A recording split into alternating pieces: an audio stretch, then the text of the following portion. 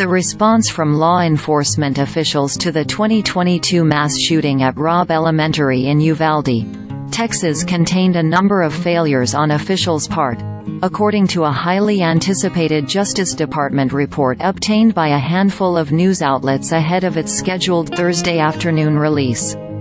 Attorney General Merrick Garland traveled to Uvalde on Wednesday to meet with families and discuss the report's findings. At a press conference Thursday in Uvalde, he said the law enforcement response was a failure that should not have happened. The 2022 mass shooting shows that time is not on the side of law enforcement in active shooter incidents and that every second counts. For the span of more than 1 hour, between 11:37 a.m. and 12:49 p.m., there were at least 10 stimulus events, including at least 6 separate instances of gunfire totaling approximately 45 rounds in law enforcement officer presence, as well as officer injuries and the presence of victims, the report said. Any one of these events should have driven the law enforcement response to take steps to immediately stop the killing. Beside the response of law enforcement broadly, the report singles out then-school Police Chief Pete Arredonodo, Uvalde County Sheriff Ruben Nolasco and then acting Uvalde Police Chief Mariano Pargas for their lack of leadership. While they quickly arrived at the scene, no one took clear command of the situation, the report says.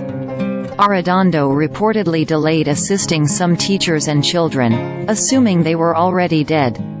Instead, he prioritized evacuating students in other classrooms, over immediate breach and entry into the room, the report said. That decision goes against active shooter response principles, the Justice Department said, which state the priority is to address and eliminate the threat. As part of its investigation, the Justice Department examined how information about the shooting was given to the families of the victims and to the public. The report notes that the initial narrative of courageous first responders coming to the rescue was false and the lack of information provided in Spanish, to a town that is half Latino, was problematic.